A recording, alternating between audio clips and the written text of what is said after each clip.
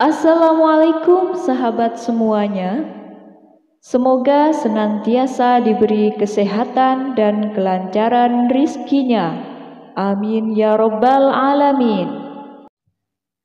Berkebun dari istana.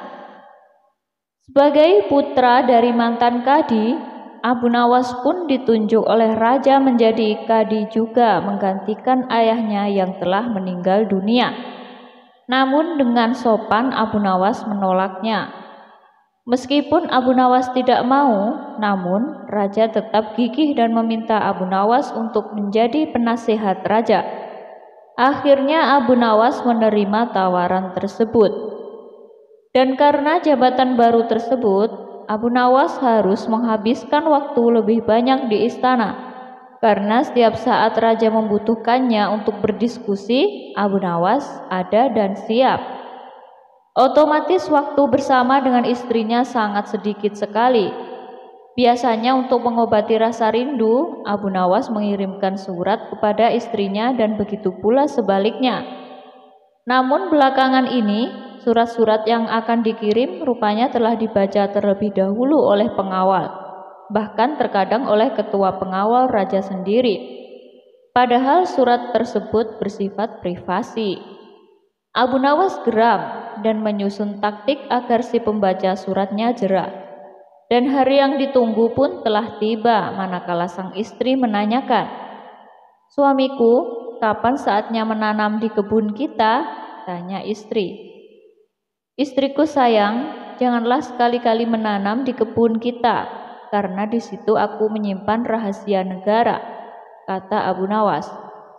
Jawaban yang singkat tersebut membuat terkejut para pengawal raja. Secara diam-diam, para pengawal pergi ke kebun Abu Nawas dan mencangkul seluruh sudut kebun tersebut. Namun apa yang terjadi? Mereka tak menemukan apa-apa selain lelah, keringat bercucuran saja. Pada keesokan harinya, istri Abu Nawas kembali mengirimkan surat dan mengabarkan kejadian yang terjadi di kebun. Surat tersebut kembali disensor oleh pengawal. Begini isi suratnya. "Suamiku, kemarin beberapa prajurit dan pengawal raja datang ke rumah serta menggali setiap sudut kebun kita." Balasan surat, "Nah, sekarang kebun kita sudah dicangkuli dan kita siap menanaminya." Istri Abu Nawas kini dapat memulai menanam dan kebun tanpa perlu susah payah mencangkul. Sementara itu, rupanya raja mengetahui akan kelakuan pengawal-pengawalnya. Raja menilai pengawalnya tak memberikan data atau berita yang akurat. Karenanya, raja memberhentikan mereka semua. Keputusan ini disambut gembira oleh Abu Nawas. Kini surat-suratnya benar-benar aman terkendali. Menembus hujan. Abu Nawas pernah menghancurkan barang-barang di istana tanpa bisa dicegah baginda raja. Keinginan raja untuk menangkap Abu Nawas dan menjebloskannya ke penjara begitu besar. Maka dibuatlah perintah agar Abu Nawas bisa dipersalahkan. Maka baginda mengajak Abu Nawas berburu beruang. Abu Nawas tak berani menolak meskipun ia sangat takut pada beruang. Setelah persiapan dibuat, perburuan pun dimulai. Namun perjalanan menuju hutan itu rasa-rasanya akan terhalang karena tiba-tiba cuaca berubah mendung. Baginda raja pun memanggil Abu Nawas. "Tahukah engkau mengapa kupanggil menghadap?" tanya baginda tanpa senyum. "Ampun baginda, hamba belum tahu.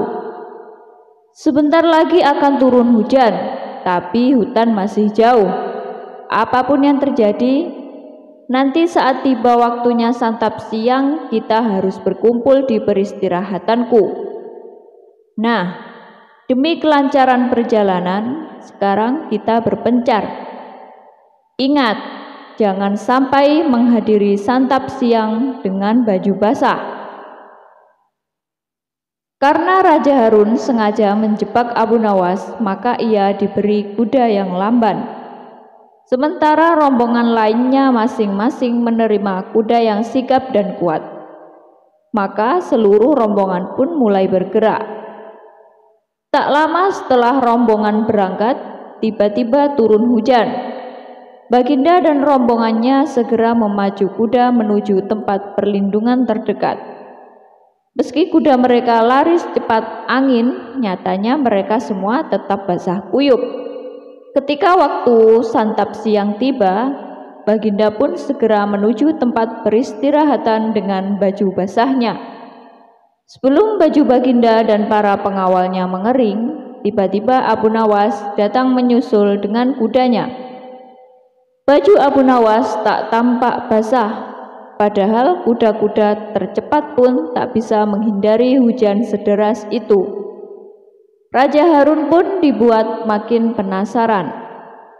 Demi dapat mengalahkan Abu Nawas, pada perburuan hari kedua, Baginda Raja menukarkan kudanya dengan yang lamban. Sementara Abu Nawas kini memperoleh kuda yang mampu berlari cepat. Seperti sudah diduga sebelumnya, hujan turun lagi menghadang perjalanan para pemburu. Baginda dan para pengawal pun kontan basah kuyup karena kuda mereka memang tak bisa berlari kencang. Dan ketika tiba waktu untuk santap siang, Abu Nawas sudah berada di tempat peristirahatan menunggu kedatangan Baginda dan para pengawal. Saat mendatangi tempat makan, Baginda Raja keheranan menemukan Abu Nawas sudah santai dengan pakaiannya yang kering. Terus terang saja, sebenarnya bagaimana caramu menghindari hujan? Tanya Baginda. Caranya mudah saja, tuanku yang mulia, kata Abu Nawas sambil tersenyum. Baik kemarin maupun hari ini, hamba sebenarnya tidak bisa menghindar dari hujan. Rahasianya, begitu hujan turun, hamba langsung melepas pakaian dan melipatnya. Hamba menduduki pakaian ini agar tak kehujanan. Jadi hamba menembus hujan tanpa berpakaian. Mau tak mau Raja Harun al-Rasyid tersenyum mengakui kecerdikan Abu Nawas.